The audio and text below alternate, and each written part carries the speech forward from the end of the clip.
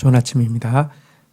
GT 출애굽기 12장 15절에서 28절 무교절을 지키라 내용 보도록 하겠습니다. 15절 너희는 이레 동안 무교병을 먹을지니 그 첫날에 누룩을 너희 집에서 제하라. 무릇 첫날부터 일곱째 날까지 유교병을 먹는 자는 이스라엘에서 끊어지리라.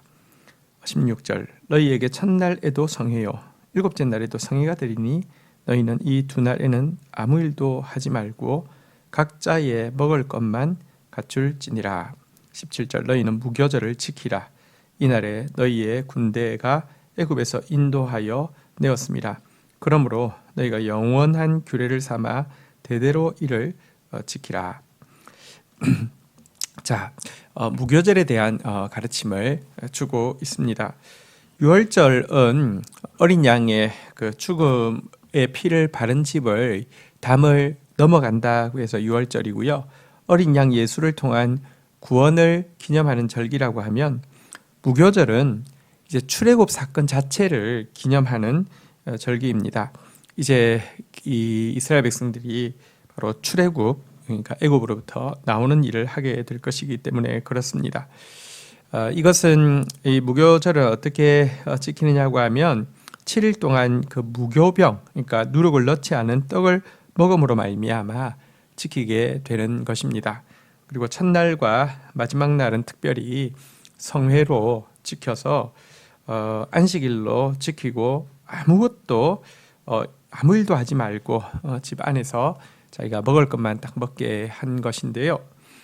이때 유교병을 만약 먹게 된다고 하면 이스라엘 공동체 안에서 끊어질 것이다 라고 이야기하면서 철저하게 무교병만 먹으라고 이야기를 하고 있습니다.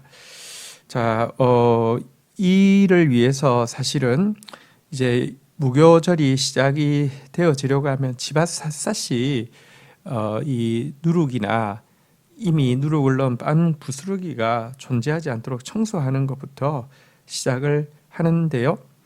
왜 이렇게 이 누룩 없는 빵을 먹으라고 했을까요? 첫 번째는 이 출애굽 사건이 인간의 준비가 아니라 빵 하나 부풀릴 시간도 없을 정도로 하나님께서 준비하신 사건임을 보여주는 것이기도 하고요.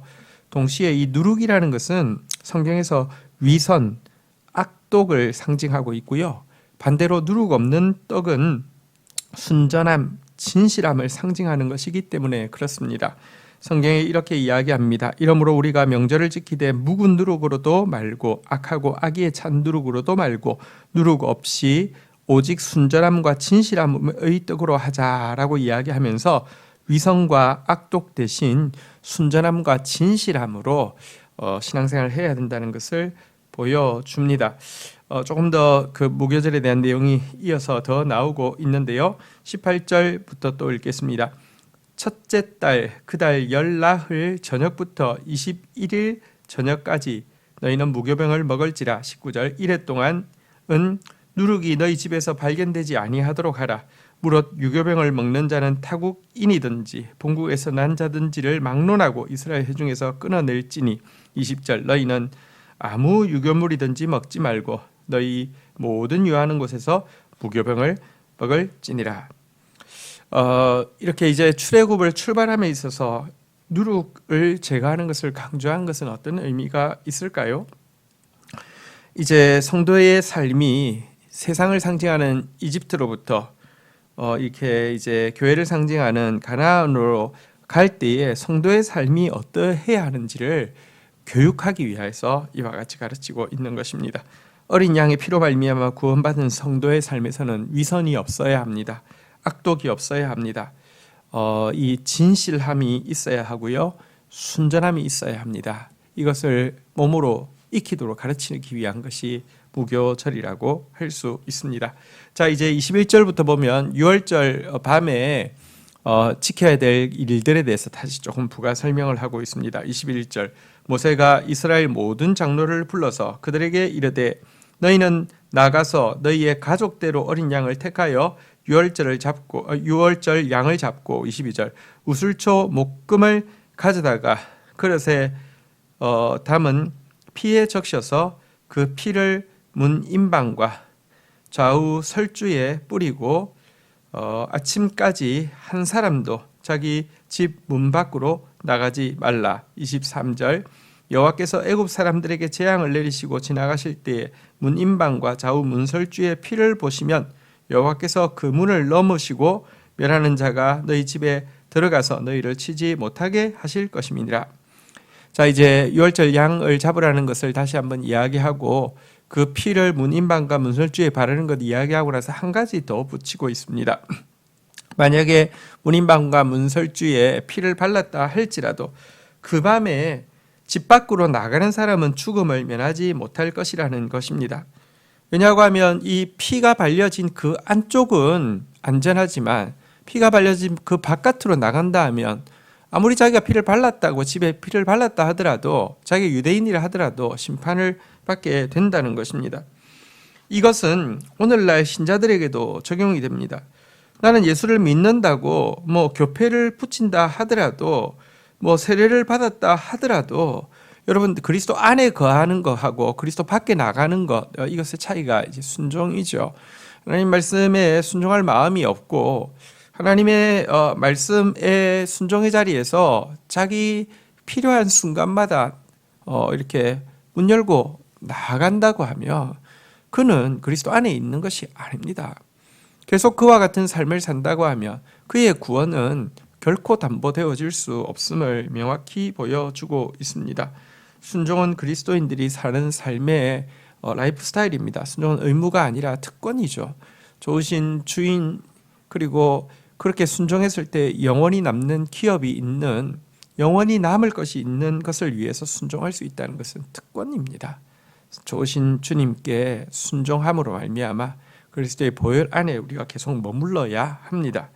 24절 너희는 이 일을 규례로 삼아 너희와 너희 자손이 영원히 지킬 것이니 25절 너희는 여호와께서 허락하신 대로 너희에게 주시는 땅에 이를 때에 이 예식을 지킬 것이라. 26절 이후에 너희의 자녀가 묻기를 이 예식이 무슨 뜻이냐 하거든. 27절 너희는 이러기를 이는 여호와의 유월절 제사라. 여호와께서 애굽 사람에게 재앙을 내리실 때에 애굽에 있는 이스라엘 자손의 집을 넘어사 너희의 집을 우리의 집을 구원하셨느냐 하라 하매 백성이 머리 숙여 경배하니라. 28절 이스라엘 자손이 물러가서 그대로 행하되 여호와께서 모세와 아론에게 명령하신 대로 행하니라.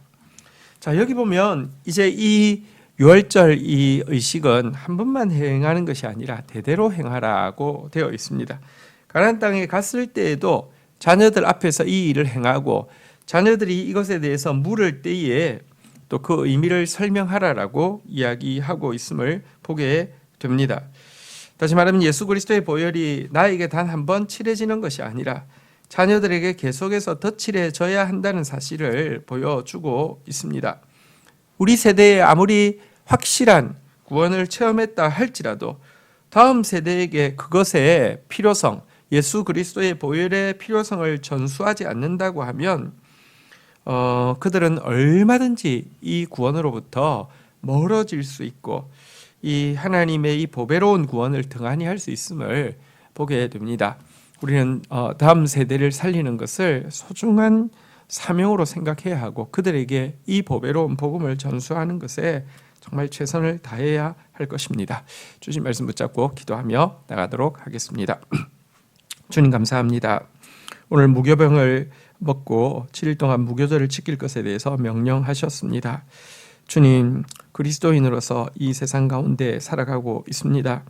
하나님 결코 어떠한 위선도 어떠한 악독도 용납하지 않게 해주시고 순전함과 진실함으로 주님을 섬기는 사람으로 살아갈 수 있도록 은총을 베풀어 주시기를 간절히 간구하고 소원합니다.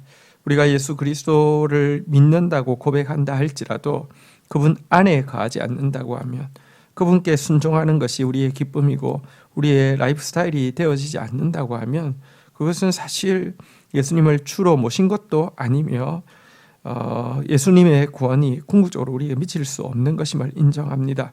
오늘도 선하신 주를 섬기게 해주셔서 감사하고 영원히 남을 기업을 위하여서 일할 수 있게 순종할 수 있게 허락하여 주신 것 감사합니다. 감사함으로 순종하는 자 되어지게 하여 주시옵소서. 특별히 우리의 다음 세대들에게 이 보배로운 복음이 잘 전수되어지게 하여 주시사 우리 자녀들이 우리보다 더 하나님을 사랑하고 우리보다 더 하나님을 잘 아는 세대로 세워질 수 있도록 은혜를 더하여 주옵소서. 감사합니다. 예수 그리스도의 이름으로 기도 올립니다. 아멘.